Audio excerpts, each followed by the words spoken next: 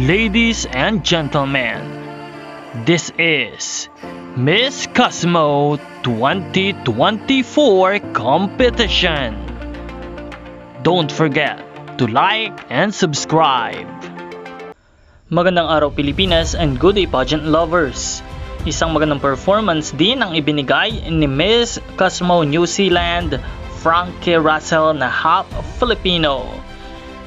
Talaga namang ibinigay ni Frankie Russell ang kanyang best sa kanyang pag-ora sa kanyang evening gown and introduction sa Miss Cosmo 2024, the preliminary competition. Nawa ipatuloy natin siyang suportahan sa Miss Cosmo. Kasama na din ang pambato ng Pilipinas na si Maria Atisa Manalo. Maraming salamat sa iyong panonood at maraming salamat sa iyong pag-subscribe.